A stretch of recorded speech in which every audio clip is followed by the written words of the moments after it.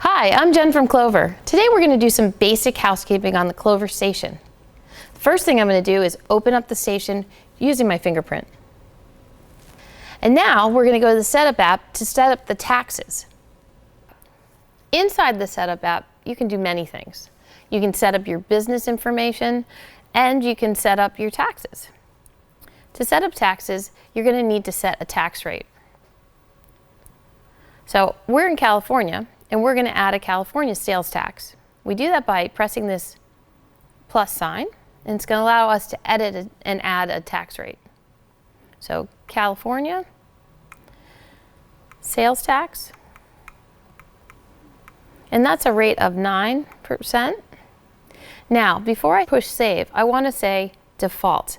That way, this will default taxes and fees on any items that's turned on for. And now I'll save it. And that's how you set the tax rates. Now, if you highlight this button, you are going to allow the tax and fee to be manually removed from any order. What else can you do from the setup? Well, you can look at order receipts. Order receipts is the receipt that's sent to the printer in the kitchen or at the bar to let the kitchen staff or the bar staff know what to make.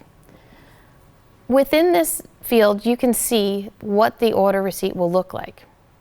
Right now, it has an order number, it's got the server name, it's got the order note, and it has the order itself. Here you can take away the order note or add it. You can also do this. If I ordered 2 large beverages, they could come up individually, or I can group them together so that it doesn't take as much paper and print as much. One other thing that I think is important for a lot of restaurants is you can use alternate inventory names, and you can set them up within the menu, allowing for a different language to be used. You can also add or subtract modifier group names. So instead of saying cheese Swiss, it would just say Swiss.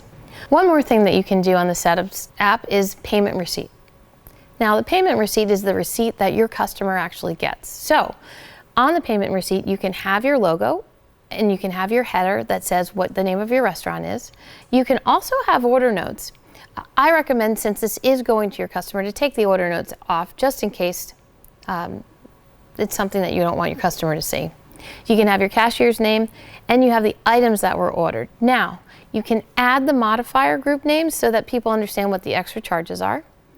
And you can also group these items by guest, which is very handy. At the bottom, we have an online URL that you can use to find your receipt online. One last thing that you can do in the Setup app is set up your tips. Now, because we're a restaurant, I always ask for a tip at the end of a transaction. I can make sure it's either printed on a receipt or on the screen. Because we're a full-service restaurant, I like it to be printed on the receipt. And I can set up my tip suggestions. So I can say 15%, 18%, 20%, wow, best service ever. And I can also change these. So instead of just okay, let's say good. Now, the last thing is important depending on the laws of your state. You can have the tip calculated to include the tax or not include the tax. Make sure you're in compliance with the laws of your state. So that's the Setup app. Now let's talk about adding employees. I have 3 employees in my restaurant right now, but I have just hired another server. In the Employees app, I can add as many employees as I want. So today I'm going to add Kimmy. Her name is Kim Brown.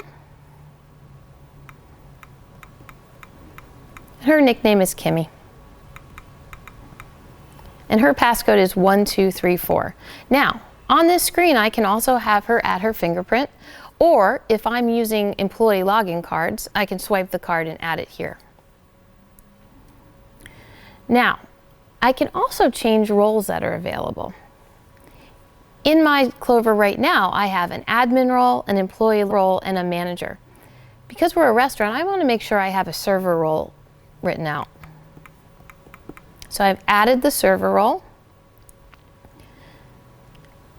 and I want to add some permissions. Permissions allow the roles to have different access to different things on the station. Right now, my server has access to more tools. I don't think I want them messing around with my Clover, so I'm going to take that off. And also authorizations and cash log and closeout. But I do want them to have access to customers, help, and inventory.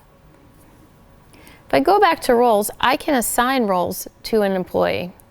And let's make Kimmy a server. So that's how you deal with employees, roles, and permissions. Thanks for watching.